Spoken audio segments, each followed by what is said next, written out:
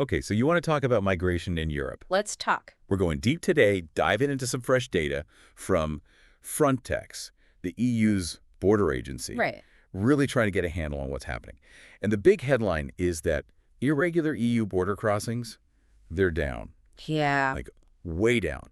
42% in the first 9 months of 2024 compared to the same time last year. Yeah. A massive drop. So we want to find out why that is. And where people are going instead, potentially. Absolutely. So first of all, just to put this 42% drop into context, Yeah.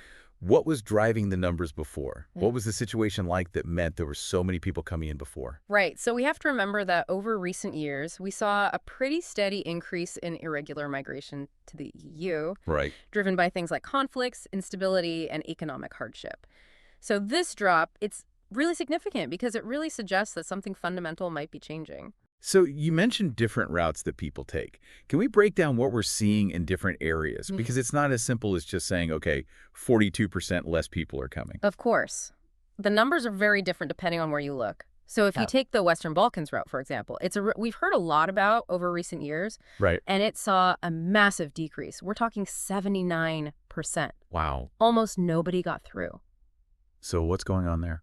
Well, it might suggest that the agreements between the EU and the countries along that route, agreements that were aimed at kind of stemming the flow of migration, they might actually be having an impact. Okay. It's really a reminder that these numbers, they're not just abstract figures. They're tied to real-world policies, to diplomacy. And to people's lives. Absolutely. Okay. So then you've got another very popular route, which is the Central Mediterranean route. Yeah. It saw a smaller decrease, about 64%. Still significant, but what's the story there? Yeah. Because obviously that's a very dangerous route. And it remains incredibly dangerous. So while the drop is significant, it is likely that there are other factors at play. The ongoing humanitarian crises, the ongoing struggles to actually combat human smuggling networks. These are all factors that mean that despite the decrease, it's still a very, very active route. So fewer people using those two routes, but then we get to the Western African route, and there we've actually seen a doubling of the number of people crossing. Which just shows how dynamic this whole situation is. You have some routes where numbers are going down, and then you have others, like the Western African route, where they're going up. Now, it's important to note the overall numbers on that route are still lower than what we see in the Mediterranean. Okay.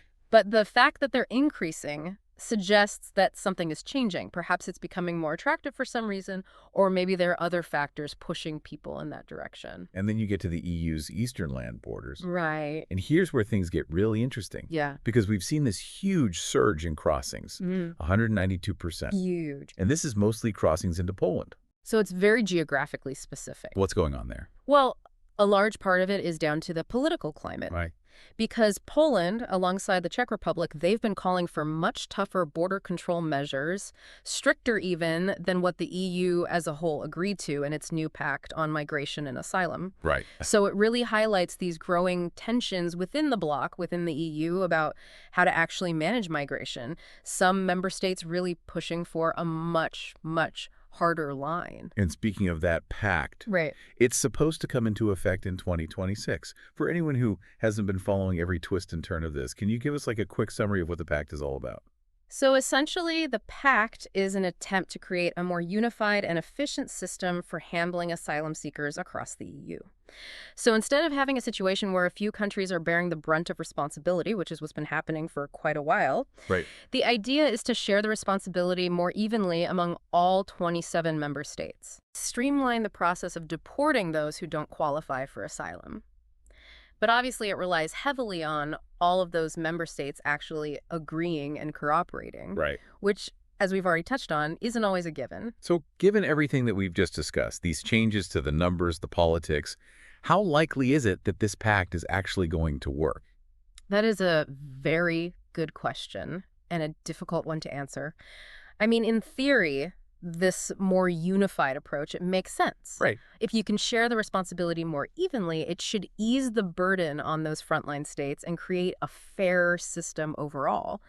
But the problem is the reality on the ground is complex. Right. You have this uneven distribution of responsibility. You have different member states having very, very different views on how things should be done. Yeah. And then you have these shifting migration patterns that we've been discussing, which makes predicting the future even harder. It's almost like trying to solve a jigsaw puzzle when everybody's arguing about which pieces go where. And I think the key thing to remember throughout all of this is that these aren't just numbers on a spreadsheet. They're Absolutely. people, they're individuals, they're families with their own stories, their own hopes, their own struggles. And it's so easy to forget that when you're looking at these big numbers, these big trends, but every single one of those numbers is a human life. And I think as we grapple with these political and logistical challenges, it's crucial that we keep that in mind. And these shifting migration patterns, they're going to reshape Europe, right? Absolutely. It's going to reshape its social fabric, its policies, its identity even. I think so in the years to come, and it's happening now. Mm. And so the question is, what will that look like? And how will Europe respond to these changes? What will Europe become? It's a question we'll have to keep coming back to again and again. I think so, because it's not going away anytime soon.